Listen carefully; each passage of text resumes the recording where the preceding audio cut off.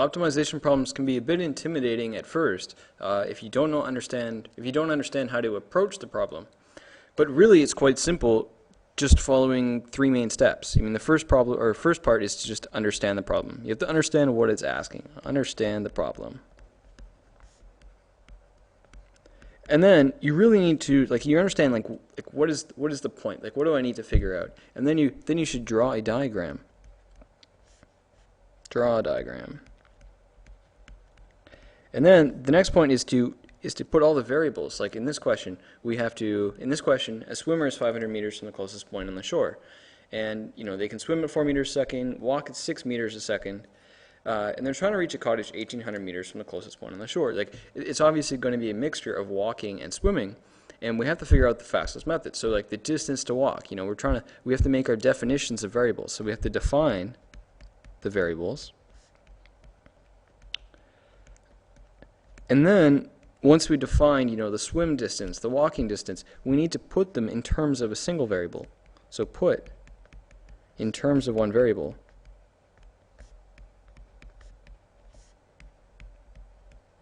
Put in terms of a single variable. And really, this optimization problems, they're just really applied maximum and minimum. We're just trying to find the maximum and minimum points of slopes. And if we can make a function that does that, then the question is quite simple. So let's understand the problem. We're trying to get to the cottage, and so the swimmer is right here. This will be the swimmer. Swimmer. And they're 500 meters from the shore.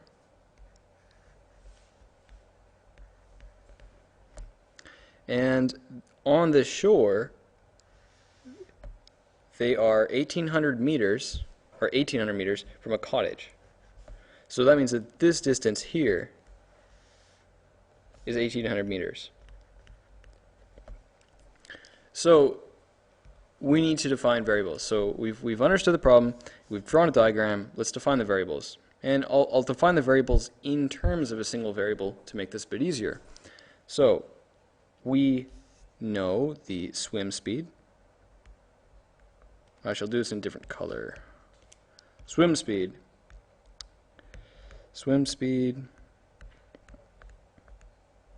walking speed, and we need the walking distance and the swim distance.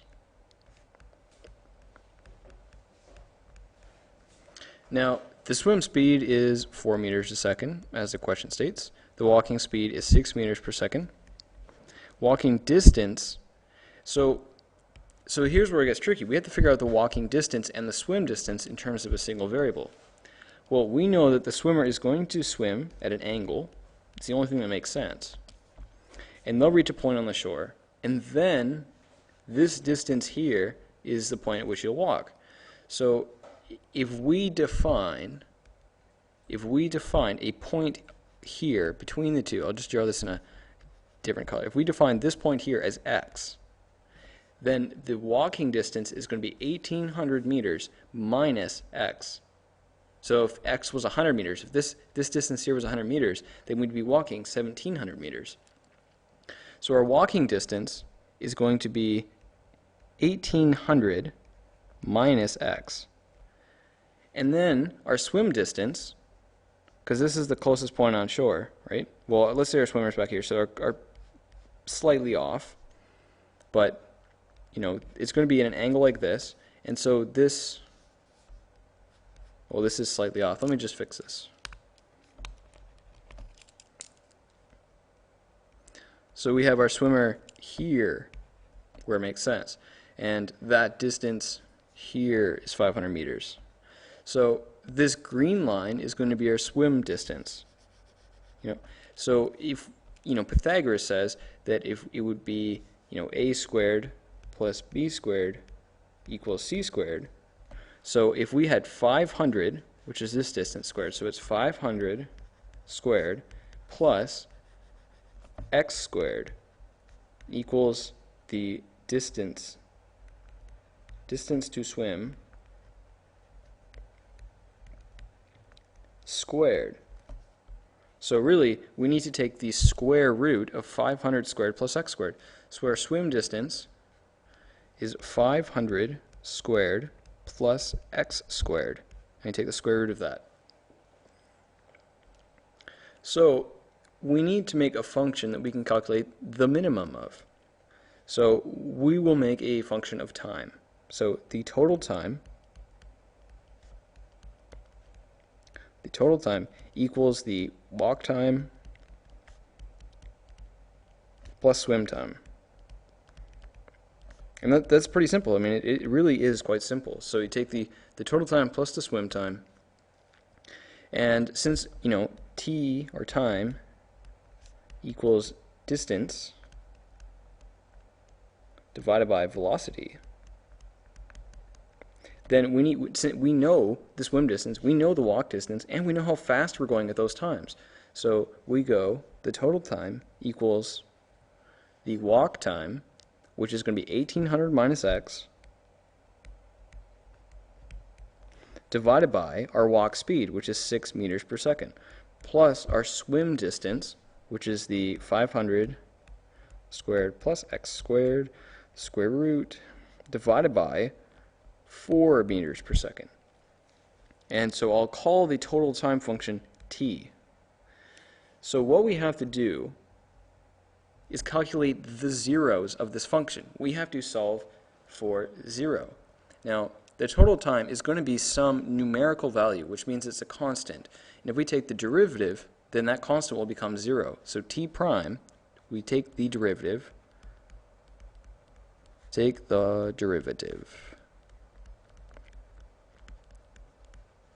So t prime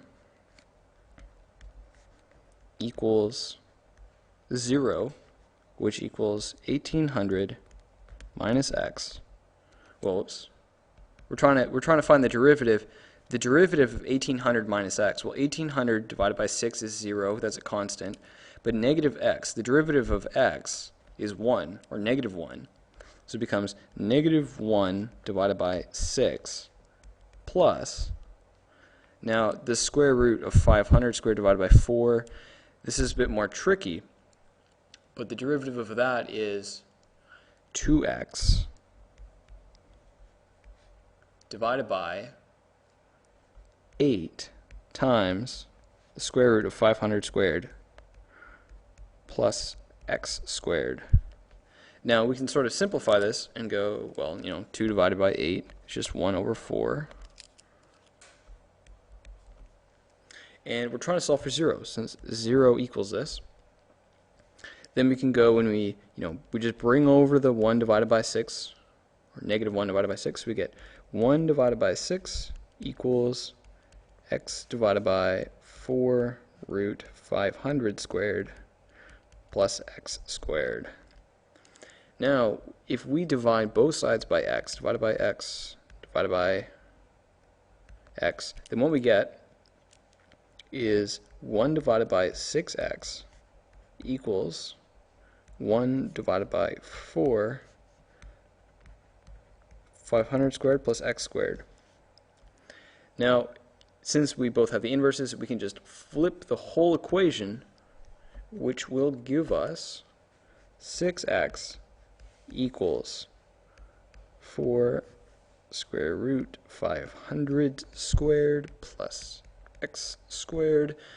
And then, to get rid of this square root, this nasty square root, we can just square both sides. So this becomes 6 times 6 is 36 times x squared equals 4 times 4 is 16 times 500 squared plus x squared.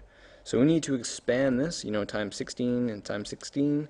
So it becomes 36x squared equals 16 times 500 squared plus 16x squared. Now we have an x squared term on both sides, so we can just add them together or subtract them. So we're going minus 16x to this side, and we're taking minus 16x to this side, x squared, and that leaves us with 20x squared equals 16 times 500 squared. Then, if we just divide by 20, we find that, I'll just bring this up here, that x squared equals 16 times 500 squared divided by 20. Then we take the square root of that. So then, x equals the square root of 16 times 500 squared. I'll just write that. That's 500 squared divided by 20. And if you plug this into your calculator, or if you're really smart, then x equals 447.2 meters. So what this means is that since we have the swimmer 500 meters away from the shore, and then the shore was 1,800 meters from the cottage, that since our walk distance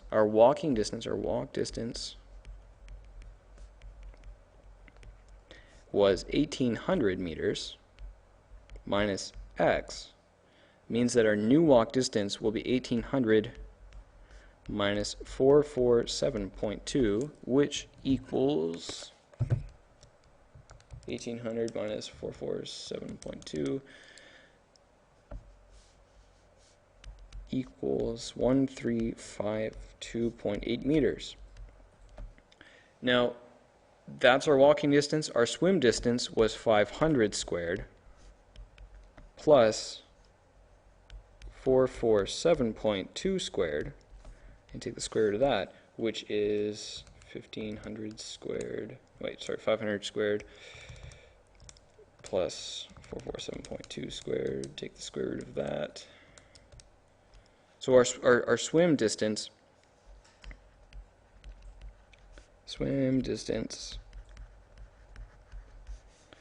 equals 670.8 meters.